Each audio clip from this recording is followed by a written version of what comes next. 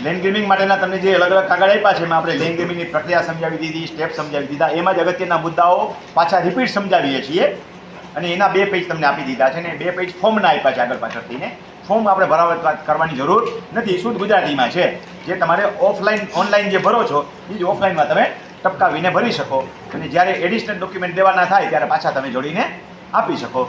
હવે આખા સ્ટેપ જે છે એ એડવોકેટ સાહેબ પાછા તમને સમજાવે છે. વિવાદિત જમીન જે જગ્યાએ આવેલી હોય તે વિસ્તાર પર હુકુમત ધરાવતા જિલ્લા કલેક્ટરને વ્યક્તિગત અથવા ટપાલ દ્વારા અરજી કરવી જોઈએ. દરેક અરજી ઠરાવેલા નમૂનામાં કરવી જોઈશે અને અરજદાર દ્વારા યોગ્ય રીતે સહી કરવી જોઈશે અને ખરાઈ કરવાની રહેશે.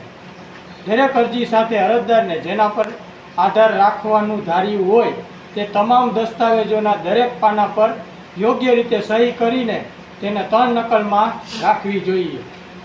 અરજીની સ્વીકૃતિ પહોંચ અપાવવી જોઈએ અને તે હેતુ માટે નિભાવવામાં આવતા રજિસ્ટરમાં તેની નોંધ કરવી જોઈશે.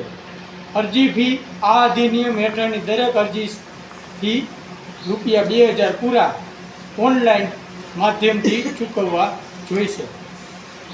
સમિતિ દ્વારા તપાસ. અરજી મળ્યાથી કલેક્ટર સંબંધિત પ્રાંત અધિકારી અને અથવા પોતે યોગ્ય ગણે એવા પોલીસ અધિકારી સહિતના બીજા કોઈ અધિકારીને તપાસ સોંપાશે. સરકારી જમીનના કિસ્સામાં અથવા જે વ્યક્તિ પર જમીન પચાવી પાડવાનો આરોપ મૂકવામાં આવ્યો હોય તે વ્યક્તિ માથાભારી વ્યક્તિ હોય તેવા કિસ્સામાં કલેક્ટર અથવા રાજ્ય સરકાર આપમેળે ગુનાની ન્યાયિક નોંધ લઈ શકશે અને ત્યારબાદ પેટા નિયમો 3 થી 10 અનુસાર પગલાં લેવા જોઈશે. અરજી મળ્યાથી પ્રાંત અધિકારી અથવા જેમને અરજી મોકલવામાં આવી છે તેવા અધિકારી સંબંધિત સત્તાધિકારીને તમામ વિગતો ધરાવતો અહેવાલ અને તેમના દ્વારા આપવામાં આવેલી પરવાનગી સુસંગત દસ્તાવેજો સાથે 5 દિવસની અંદર રજૂ કરવા જણાવશે.